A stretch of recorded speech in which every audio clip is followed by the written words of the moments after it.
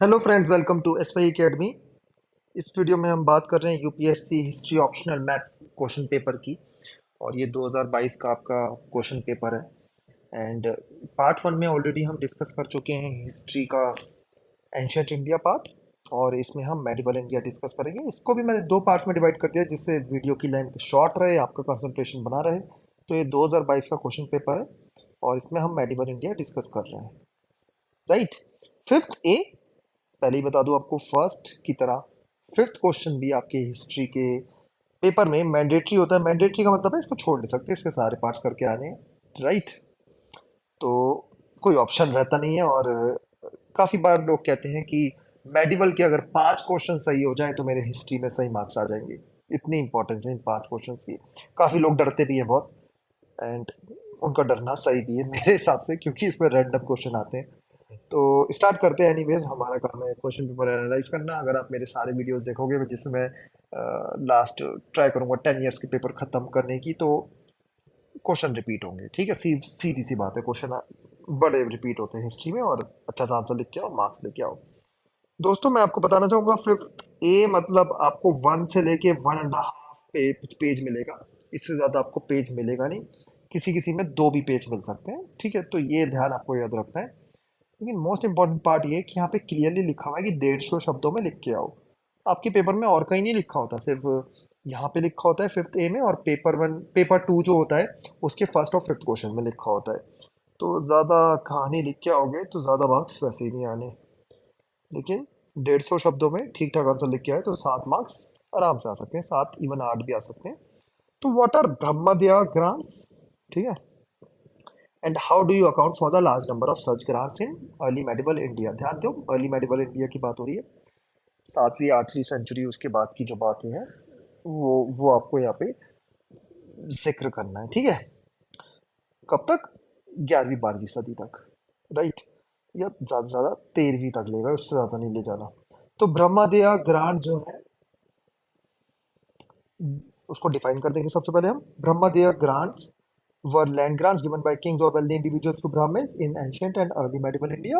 These grants were primarily meant to support Brahmins and their religious activities, including the performance of rituals, maintenance of temples, and the study of scriptures. तो ये आपकी define हो गई और उसका purpose clear हो गया। ये आपका पहले लाइन में आपको डिफाइन कर देना है और इसी के बेसिस पे आपको 2 नंबर तो मिल ही जाएंगे।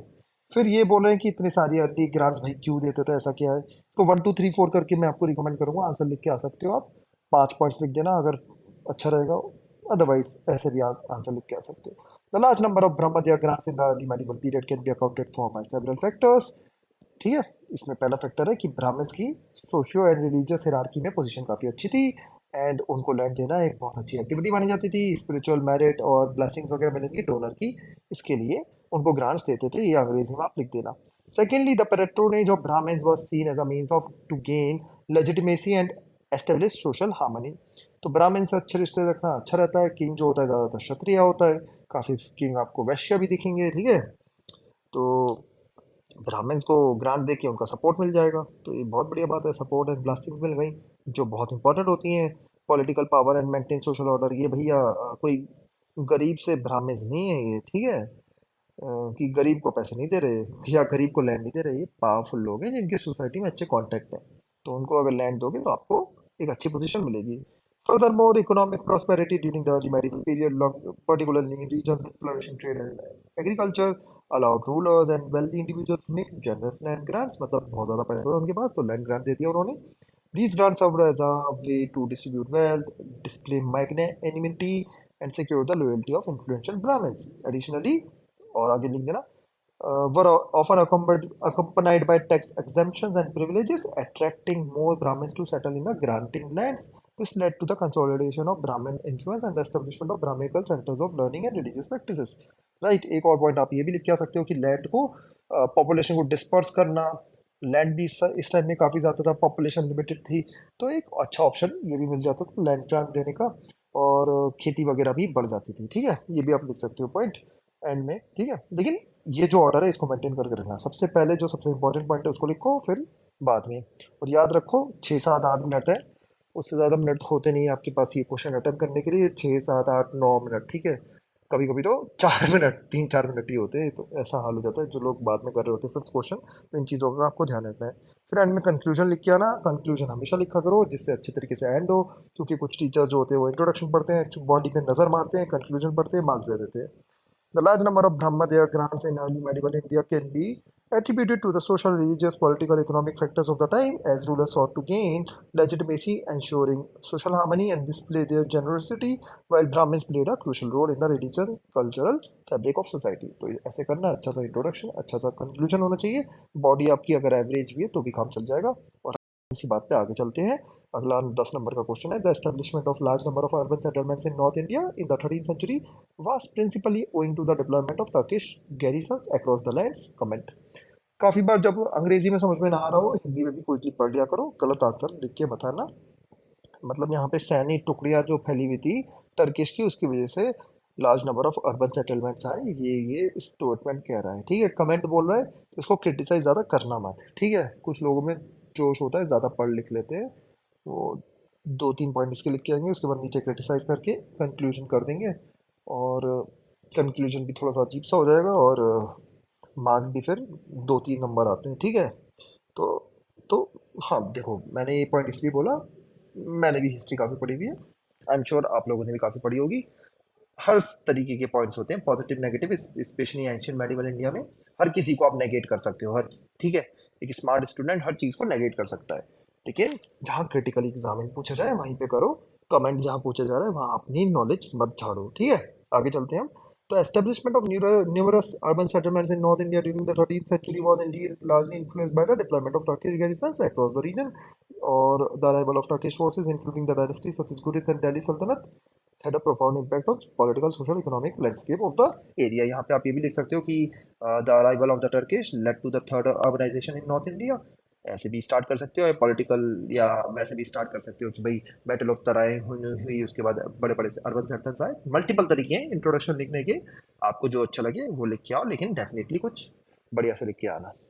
ये सीधे मत लिख के आ जाना कि large number of establishment happen due to X Y Z reason, ऐसे ऐसे करके मत लिख के आना, थोड़ा सा अच्छा इंट्रोडक्शन देना। Turkish garrisons were strategically positioned in key locations, serving as military strongholds and administrative centers. These garrisons provided stability and security, which encouraged local population to settle in their vicinity. The presence of garrisons facilitated the growth of urban centers as they attracted people seeking protection, employment, and trade opportunities. Turkish rulers actively promoted urbanization by offering land grants and economic incentives to settlers. They encouraged the migration of merchants, artisans, and traders to the urban centers, which resulted in increased commercial activities and economic growth. The rulers also invested in infrastructure development, constructing markets, mosques, fortification, ये सब वगैरह। Additionally, the Turkish rulers introduced administrative reforms that facilitated governance and trade. They implemented a centralized administrative system and standardized coinage, fostering economic exchange, attracting merchants. The urban centers became hubs for commercial, cultural, and intellectual pursuit, led to the development of education, art, and architecture. ये आपके points हो गए। और examples भी लेके आना इसमें, north India के एग्जाम्पल्स। और अगर बहुत अच्छा कंट्रोल है आपका अगर हिस्ट्री पे, तो मैप बना के आओ फटाफट, जिसमें दिल्ली विल्ली लाहौर ये सब आसपास के जो एरियाज हैं, आगरा वगैरह, इन सबको मेंशन करो, मार्क्स बढ़िया मिलेंगे अगर मौका हो तो। ठीक है, गलत मैप मत बना के आ जाना। ठीक है, तो आगे चलते हैं। कंक्लूजन अगेन लिख के आएंगे हम। कंक्लूजन में क्या लिखे भाई? The establishment of numerous urban settlements in North India during the 13th century can be primarily attributed to the deployment of Turkish garrisons. The garrisons provided security, stability, encouraged migration, and stimulated economic activities. ये भी आप लिख सकते हो कि काफ़ी बड़ा profession जो था वो आर्मी का था, और उनके जो हस्बैंड, उनकी जो फैमिली थी वो वहीं पे रहती थी। तो ये भी आप पॉइंट लिख के दे सकते हो। आगे चलते हैं। Much of the political instability after the death of Iltutmish was the doing of Chahalgani. Elucidate, elucidate मतलब एग्जांपल दे के आओ। At the after the death of Iltutmish, मेरे हिसाब से 1312 इसमें होती है, एक बार चेक कर लेना। ठीक है, मुझे याद नहीं थी, मैंने लिखा नहीं ईयर, लेकिन मैं आपसे रिक्वेस्ट करूंगा आप लिख के आना ईयर। मेरे हिसाब से यही होना चाहिए, नहीं है तो करेक्ट करके एग्जाम में लिख के आना। The political instability in the Delhi Sultanate was indeed influenced by the actions of Chahalgam, known as 40 nobles. The Chahalgam were a powerful group of nobles who held considerable sway and often manipulated the political landscape to serve their own interests. तो question भी ये पूछ रहा है कि जो भी political instability हुई थी सल्तनत में, वो सब चहलगामी है, जो शरारती लोग थे जिनको पावर चाहिए थी, उनकी वजह से हुई थी। आप थोड़े से एग्जांपल्स दोगे, आगे बढ़ोगे। ठीक है, खत्म। The Chahalgani exerted their influence by supporting rival claimants to the throne and engaging in power struggles among themselves. They were instrumental in promoting and de-thwarting rulers, leading to the succession of weak and short-lived sultanates. The Chahalgam aimed to secure their own positions, consolidate power, and gain control of the administration. मैं English देखो ज़्यादा ध्यान से नहीं पढ़ रहा दोस्तों, ठीक है, जल्दी जल्दी पढ़ रहा हूँ, तो ज़्यादा मेरे को अपोलोजाइज कीजिए इसके लिए। एंड मतलब मैं अपोलोजाइज मांगता हूँ आपके लिए, आपसे इसके लिए। एंड पर्पस ये है इसका कि जल्दी से आपको आंसर्स दें और आगे बढ़ें। अगर आपको ये शीट चाहिए, पीडीएफ चाहिए, तो मेल लिख सकते हो यहाँ पे upscqa@gmail.com। अदरवाइज मैं क्विकली आंसर पढ़ूंगा और आप पॉज कर सकते हो, आंसर कुछ देखना चाहते हो देख लेना। पर्पस ये रीड करने का, थोड़ा आपको आइडिया पड़ता रहता है, कोई कोई वीडियो चलते हुए सुन रहा होता है तो उसके दिमाग में चीज़ें बैठ जाती हैं। एल्यूसिडेट पूछ रखा है क्वेश्चन में, एग्जाम्पल जरूर दे के आने हैं। ईयर्स मेंशन करने हैं, ठीक है। ईयर मेंशन करने से क्या होता है, एग्जामिनर की नजर पास जाती है, ईयर देखता है, फटाफट आगे बढ़ता है वो। For example, during the reign of Razia Sultan, the first female ruler of Delhi Sultanate, the Chahalgam played an important role in destabilizing her rule. They resented being governed by a woman and conspired against her, leading to her eventual overthrow. Similarly, after the death of Nasiruddin Mahmud, a puppet ruler under the influence of Chahalgam, they were involved in internal conflicts and assassinations, leading to the further political turmoil. The constant power struggles and infighting among Chehlgam weakened the central authority and created an atmosphere of political uncertainty. The instability facilitated external invasions such as the Mongol raid, which further contributed to the fragmentation and decline of the Delhi Sultanate. In summary, Chehlgam involved in the political affairs of the Delhi Sultanate after the death of strong ruler such as Iltutmish, ऐसे word लिख के आ जाएगा तो strong ruler ये सब वगैरह, ठीक है। Their manipulation, power struggles, and resistance to centralized authority played a pivotal role in the succession conflicts and weakened the overall stability of the Sultanate. देखो दोस्तों, मैं ये नहीं कह रहा आइडियल आंसर है, लेकिन one of the best answer है मे बी, ये आप लिख के आ सकते हो। और हमें अगेन 10 में से 10 मार्क्स नहीं ले रहे, 6-7 ले रहे हैं, क्योंकि 10 में से 10 मार्क्स जब आप लेने जाओगे तो आप 20 मिनट 15 मिनट निकाल दोगे क्वेश्चन में, और आपका अपनी कवर खोद दोगे उसी टाइम, ठीक है, वो हमें करना नहीं है। The Rajput school of painting was Mughal in style and Rajput in its content. Comment. मुश्किल क्वेश्चन है, आना चाहिए थोड़ा थोड़ा अगर आपको आर्ट्स के बारे में, लेकिन ज़्यादा इसमें भी लिख नहीं सकते। और ये भी याद रखो कि एग्जामिनर को ज़्यादा चाहिए भी नहीं इस क्वेश्चन में, ज़बरदस्ती फालतू की चीज़ें लिख के बताना, ठीक है, ये कहना चाहता हूँ। The statement that Rajput school of painting was Mughal in style Rajput in its content hold merit. The Rajput school of painting emerged in the royal courts of Rajputana kingdom in North India during the medieval period, while the Mughal style of painting originated and thrived under the patronage of Mughal emperors. देखो, Mughal style यहाँ पे पूछ नहीं रहा है, ये गलती मत कर देना कि उसकी पूरी राम कथा लिख के आ गए मुगल पेंटिंग की, ठीक है। काम का लिखो, टू द क्वेश्चन आंसर लिखो, पूरे यूपीएससी, ये जीएस हो, यूपीएससी हो, इवन एसए भी हो, काम की बात करो। फालतू की बकवास करोगे तो ये स्कूल के या बीए या एमए के पेपर्स नहीं है, तो वो सब आपको नहीं करने। इन टर्म्स ऑफ स्टाइल बड़ा अपने आप को रिमाइंड कराते रहना ये चीज़ें, जब स्पेशली जब आप सैम्पल पेपर्स कर रहे होते हो या प्रैक्टिस पेपर्स कर रहे हो, तो इन चीज़ों को आदत डालो कि फालतू की चीज़ हमें करनी नहीं है। In terms of style, the Rajput paintings drew inspiration from the Mughal techniques and aesthetic. They adopted many styles of the Mughal miniature style, such as delicate brushwork, fine details, and the use of vibrant colors. The influence in painting can be seen in the composition, perspective, and overall artistic techniques employed by Rajput painters. However, despite the Mughal influence in style, the content of Rajput paintings was Rajput in nature. Rajput artists focused on depicting scenes from Rajput mythology, legends, religious narratives and courtly life. इसमें मैंने जो सबसे बड़ी mistake कर रखी है, example नहीं दे रखे, एग्जाम्पल देने हैं आपको, ठीक है, अगर याद हो तो। They often portrait Rajput heroes, warriors and romantic themes specific to the Rajput culture and ethos. The subject chosen for Rajput painting reflected the values, traditions, and historical events of the Rajputana kingdoms. Therefore, Rajput style of painting borrowed stylistic elements from the Mughal style. It maintained its distinct Rajput identity, ये वो वगैरह। A composition of Mughal style and Rajput themes resulted in a unique artistic expression that showcased both the influence of Mughal aesthetic and its cultural heritage, ये वो वगैरह। इसमें दोस्तों 5 marks मिलेंगे इस क्वेश्चन में अगर ऐसा आंसर लिख के आओगे 10 में से, और हमें इतने ही मार्क्स चाहिए। है। बाकी क्वेश्चंस में जो पहले क्वेश्चन कर रखे थे वो सात सात दोनों में मिल जाएंगे, तो सात सात दो में मिले, पाँच इसमें मिले, आपको हो गए 19। पाँच मेरा कहने का मतलब है कि इससे बेटर आंसर हो सकता है, लेकिन हमें एक एवरेज एवरेज मार्क्स लेके आने हैं और आगे बढ़ना है।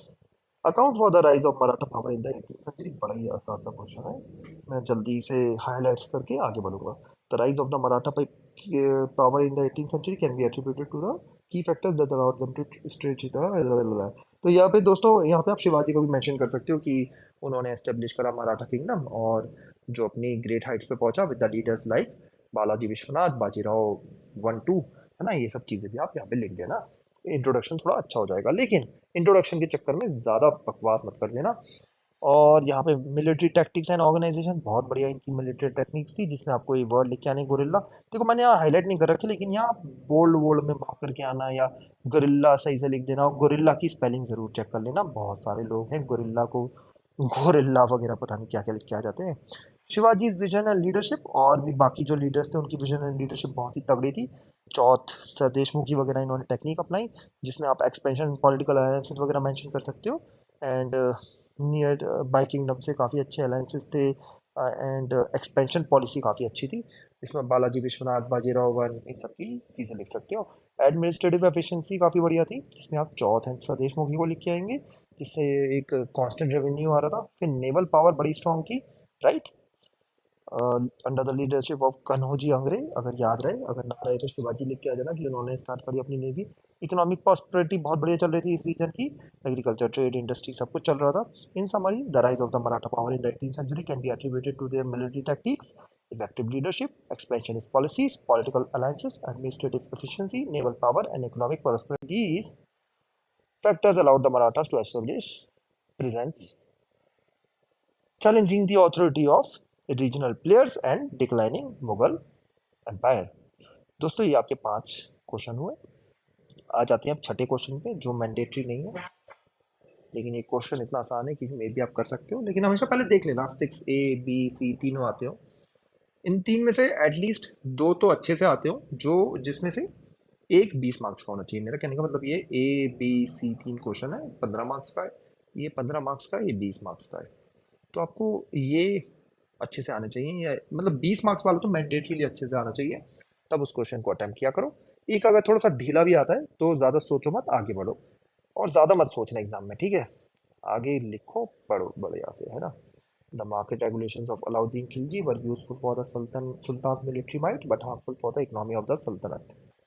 तो ये सिंपल क्वेश्चन है, कुछ समझाने की ज़रूरत ही नहीं है कि जो अलाउद्दीन खिलजी साहब के रिफॉर्म्स थे वो मिलिट्री के लिए बहुत बढ़िया थे, लेकिन एक मार्केट के लिए बहुत ही बेकार थे। ऐसे आप लिख के आ सकते हो इसके आंसर्स। दो पार्ट तरीके से इसका आंसर लिख सकते हो अगर बनाना हो। एक तो कि पहले तो तारीफ कर दी उसी जगह, और उसी जगह बुराई भी कर दी। तारीफ किस सेंस में कि मिलिट्री के लिए तारीफ, इकोनॉमी के लिए बुराई। या आप इसको ऐसे भी कर सकते हो कि सबसे पहले मिलिट्री के बेनिफिट्स बता दिए कि ये जो करा इससे मिलिट्री बहुत पावरफुल रही, स्ट्रांग रही, है ना, सन में पैसे भी ज़्यादा नहीं बढ़े, इन्फ्लेशन कंट्रोल में रही, चेक एंड बैलेंसेस बने रहे। फिर एंड में जाके आप लिख सकते हो कि इकोनॉमी की ठुकाई हो गई, बुराई हो गई, वो सब आप पॉइंट्स लिख के आ सकते हो। The market regulations implemented by Alauddin Khilji the second ruler of Delhi Sultanate had a dual impact on the Sultanate. जो एक चीज़ यहाँ पे मैंने नहीं लिखी हुई वो है ईयर्स, शायद ये ईयर्स थे, मेरे को अगेन शायद मैं गलत हो सकता हूँ, चेक कर लेना। ये ईयर कौन से ईयर है जहाँ पे अलाउद्दीन खिलजी ने रूल करा दिल्ली पे, तो ये आपको लिख के आने, मैंडेटरी है ये, ठीक है, ये ऑप्शनल नहीं है ये चीज़ें। ऑप्शनल किस सेंस में है? ऑप्शनल अगर कोई छोटा मोटा रूलर के बारे में पूछा जाता है, जैसे नसीरुद्दीन महमूद है ना, या रंगीला, ठीक है, मुगल रूलर जो था, उनके बारे में ठीक है, लेकिन ये बड़े बड़े रूलर्स का अगर ईयर्स लिख के नहीं आ रहे तो एक एक मार्क्स कटेगा आपका, ये याद रखना, एक से आधा marks. While these regulations strengthened the military, they had adverse effect on economy. On one hand, the market regulations played a crucial role in enhancing the military strength of the Sultanate. Alauddin Khilji implemented a controlled market system where the state exercised tight control over the prices of the essential commodities, including food grains, horses, and other military supplies. This ensured a steady supply of resources for the Sultanate's military campaigns, thereby bolstering its war machinery. और Mongols को भी check में रखा इन्होंने, war भी अच्छी खासी गई, डेक्कन तक पहुंच गए अलाउद्दीन। राजपूताना में भी काफ़ी बढ़िया काम करा. By maintaining a stable supply chain, the Sultanate was better equipped to finance and sustain its military operations. 3 page होते हैं तो अच्छा खासा स्पेस होता है. नियरली आपको 225 से लेकर 250 वर्ड्स तक आंसर लिख के आने चाहिए 15 मार्क्स के. ठीक है. However, the market regulations had detrimental effect on economy of the Sultanate. The fixed prices control system disrupted market dynamics and distorted economic forces. तो आपके जो रॉ मटेरियल थे, जो किसान थे देने वाले, उनको बहुत नुकसान हो रहा था क्योंकि एक फिक्स प्राइस पे ही वो सेल कर पा रहे थे, प्रॉफिट अर्न कर नहीं पा रहे थे. प्राइवेट मार्केट इकोनॉमी को बहुत इम्पैक्ट पहुंचा. It discouraged agriculture production as farmers faced low prices for their produce leading to the reduced incentives for cultivation and declining agriculture productivity. This resulted in food shortages and scarcity in the long run as farmers shifted to more profitable activities or abundant agriculture altogether. The fixed prices also discouraged traders and merchants from engaging in commerce. The lack of price flexibility and profit margins diminished their motivation to participate in trade, limiting economic growth and hampering the development of vibrant market economy. The regulations created an atmosphere of uncertainty and discouraged investment and entrepreneurship. Moreover, the state's interference in market mechanisms through excessive regulations and taxations burdened traders and merchants, leading to a decline in economic activities. The heavy taxation imposed by the state weakened the commercial sector and stifled the growth of businesses. The market regulations of Alauddin also created an environment of corruption and black marketing. The fixed prices incentivized hoarding and smuggling as individuals sought to take advantage of the price disparities in the unregulated markets. This further disrupted the supply chains and increased market inefficiencies. In summary, while the market regulations of Alauddin were aimed at strengthening the Sultanate's military might, they had adverse effects on the economy. The fixed price control system disrupted market dynamics, discouraged agriculture production and trade, and burdened merchants with heavy taxation, and fostered corruption and black market activities. These factors collectively harm the overall economy. Alauddin Khilji को AU के लिख के बताना, इससे पता चलेगा कि आप में मैच्योरिटी कम है और ऑफिसर बनने लायक नहीं हो. हाँ, पेपर छूट रहा हो तो अलाउद्दीन अलाउद्दीन थोड़ा छोटा करके लिख देना. Examine the nature of the Mansabdari system during the rain of Akbar. Examine मतलब थोड़ा सा डिटेल में जाना है. मनसबदारी को सबसे पहले डिफाइन करेंगे, उसके बाद थोड़ा सा डिटेल्स में लिख देंगे. During the rain of Akbar, Akbar का यहाँ पे आप रेन लिखोगे, कब से कब तक है वो कमेंट सेक्शन में मेंशन करो. The Mansabdari system played a central role in administrative and military structure of the Mughal empire. The Mansabdari system was a hierarchical system of ranking and appointment of military officials known as Mansabdars who held a dual position as military and revenue officers. The nature of the Mansabdari system during the Akbar reign can be characterized by its centralization, meritocracy and administrative efficiency. Here are some सी key aspects. तो आपको मनसबदारी को बहुत detail में बताना है. ये तो सेंट्रलाइज सिस्टम था. ये mansabdari introduce the Akbar introduced the Mansabdari system as a means to centralize power and ensure imperial control over the vast Mughal territory. The system allowed the emperor to appoint and promote officials based on their loyalty and competence, thereby consolidating authority in his hands. Rank and hierarchy. The Mansabdari system operated on a numerical ranking system known as Zaat and Safar. Zaat represented the rank of status or status of the Mansabdar, indicating his position in the imperial hierarchy. The Sawar denoted the number of cavalrymen or soldiers in the Mansabdari system that he was required to maintain. Also, यहाँ पे आप mention कर सकते हो meritocracy, जो third point है. Akbar emphasized meritocracy in the Mansabdari system, promoting individuals based on their abilities and accomplishments rather than their social or familial backgrounds. This allowed talented individuals such as Rajputs, regardless of their birth, to rise through the ranks and hold high positions in the administration and military. Dual role Mansabdaris hold both military and administrative responsibilities. They were expected to maintain a contingent of cavalrymen for military services, but they were also required to collect revenue, administration, and governance of their assigned territories. This dual role ensured a close integration between military and administrative functions. Salary and promotion. Mansabdars received their salary known as Dastur from the state uh, treasury. The salary was determined by their ranks, and promotions were granted based on their merit, loyalty, and military achievements. Mansabdars were also given land grants such as jagirs as an additional source of income. Their और यहाँ पे ये भी लिख सकते हो कि their incomes were quite high. Monitoring and accountability. Akbar established a robust system of checks and balances to monitor the performance and loyalty of mansabdars.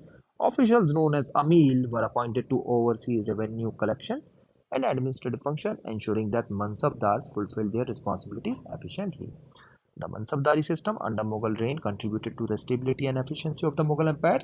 यहाँ पे आप ये भी mention कर सकते हो because of this Mansabdari system only the Mughal rule was able to continue for next 150 years.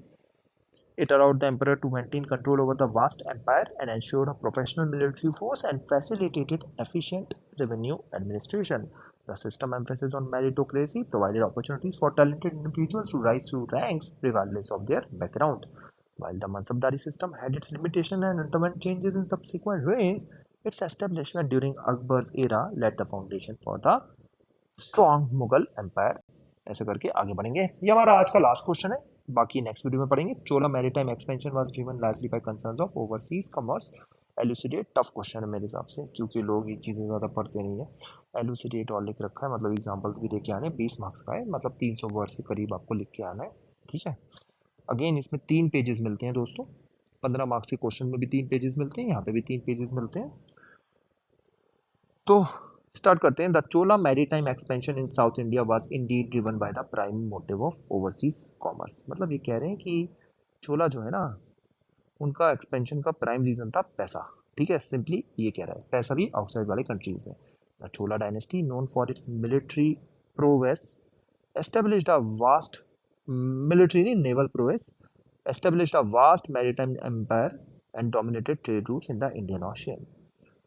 Their expansion was fueled by economic considerations, seeking to capitalize on the wealth and resources available through overseas commerce. Several factors highlight the significance of overseas trade in driving Chola maritime expansion. Strategic location, the geographical location of the Chola kingdom, यहाँ पे आप map बना सकते हो, along with their capital, along the eastern coast of South India, positioned them favorably for maritime trade. They had access to natural harbors and navigable rivers, enabling them to establish thriving posts and facilitate trade with distant lands.